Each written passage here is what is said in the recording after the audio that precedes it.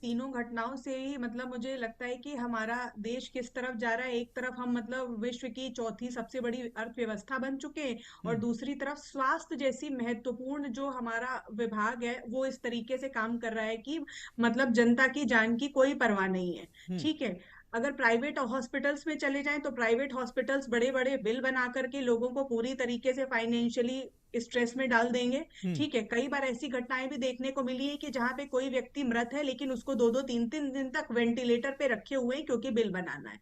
और सरकारी अस्पतालों का जो हाल है कि लोगों को बेड नहीं मिल रहे हैं, ठीक से दवाइयां नहीं मिल रही हैं, ठीक से डॉक्टर नहीं उपलब्ध हैं।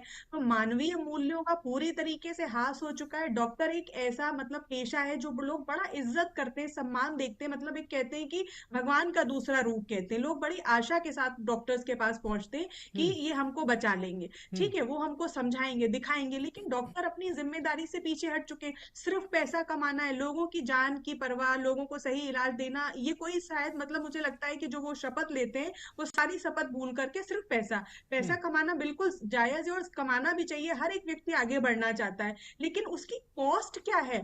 क्या आप लोगों की जान लेकर के पैसे कमाएंगे? किस हुँ, तरीके से आप इस तरीके की हरकतें कर रहे हैं? और लोगों के प्रति आपकी कोई जवाबदेही नहीं। और जनता में आक्रोश का होना बिल्कुल जायज है, क्योंकि जिसने अपना परिजन खोया है वो जानता है कि वो दुख क्या है, वो तकलीफ क्या है। वो सदस्य तो वापस नहीं आ सकता। और किस तरीके से कह दिया कि एक व्यक्ति मतलब आईसीयू का शीशा तोड़ करके कूद करके आत्महत्या कर ले। हुँ, ठीक है, अगर आपको वहां पे मेंटल हेल्थ भी चेक करनी चाहिए, किस मानसिक अवस्था में व्यक्ति, क्या सुसाइडल है, क्या सेल्फ हार्म टेंडेंसीज है उसके अंदर, तो हम वहां पे उनकी कुछ थेरेपी करवाएं, कुछ उनके ऊपर हम वर्क करें, कुछ बात करें, उस व्यक्ति को अकेले नहीं छोड़े। तो यानी कि इनकी जो जांच है वो जांच भी प्रॉपर नहीं हो रही थी। हुँ, उन्होंने ठीक से उस व्यक्ति का एग्जामिनेशन भी नहीं किया कि ये किस समस्या से पीड़ित है। हुँ, इस तरीके की घटनाएं अगर हमारे देश में होती रही तो मुझे लगता है कि मतलब बहुत देर नहीं लगेगा कि हम वापस से पिछड़ी व्यवस्थाओं में पहुंच जाएंगे। हमने जागरूकता फैला फैला के लोगों को ये सिखाया कि भाई नीम हकीम खतराए जा, नीम जी, हकीम के पास नहीं जाना है, झाड़ हुँ, फूक नहीं करवाना है, डॉक्टर्स के पास जाना है, डॉक्टर्स के पास जाइए, सही इलाज लीजिए, ठीक है, मेडिसिन लीजिए। लेकिन यहाँ पे तो इस तरीके से मुझे लगता है कि स्वास्थ्य व्यवस्था डॉक्टर्स के ऊपर ही लोगों का विश्वास उठ जाएगा। जी, उनको लगेगा कि शायद हम अपनी गली मोहल्ले के हकीम साहब से मिल लेते हैं, कम से कम जीवित रहेगा सदस्य, हमें पता तो चलेगा। यहाँ पे हम रात को छोड़ के जाएंगे, पता चला हमें सुबह मिला कि मतलब उस व्यक्ति ने आत्महत्या कर ली, ये हॉस्पिटल कह रहा है। क्योंकि हॉस्पिटल्स में मनोज ऐसा होता है, हम जी, सारे टाइम नहीं रह सकते हैं, लोग अपनी फैमिली मेंबर्स को छोड़ करके जाते हैं। तो हुँ, लोगों के विश्वास पे बहुत बड़ा कुठाराघात है।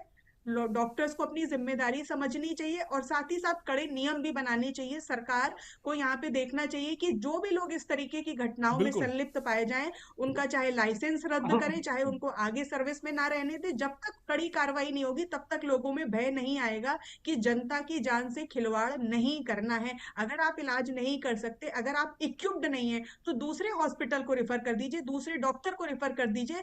पैसे बनाने के चक्कर में किसी की जान तो मत लीजिए प्लीज। हुँ, ठीक है। ठीक है मोनिका जी, आप जुड़े रहिए हमारे साथ।